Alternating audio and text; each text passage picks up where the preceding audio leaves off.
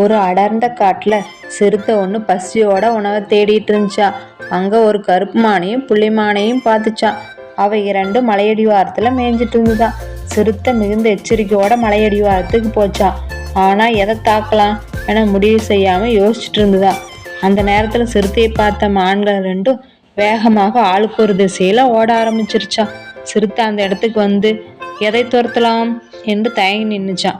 பிறகு சரி, கருப்பு மானை துரத்தலாம், அதன் இறைச்சி சுவையாக இருக்கும் என நினைச்சு முடிவு செஞ்சு கருப்பு மானை துரத்த ஆரம்பிச்சிச்சா. ஆனா அதுக்குள்ள அது ரொம்ப தூரத்துல ஓட ஆரம்பிச்சிருச்சா.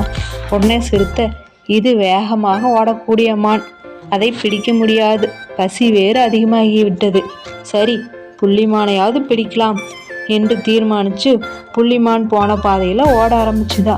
ஆனா புள்ளிமான் தப்பிச்சு ஓடிவிட்டதாம். இக்கதையின் மூலம் சந்தர்ப்பம் கிடைக்கும் போது அதை தவறவிடாமல் பயன்படுத்தி கொள்ள வேண்டும். இக்கதை பிடிச்சிருந்தா லைக் பண்ணுங்க, சப்ஸ்கிரைப் பண்ணுங்க. தேங்க்யூ.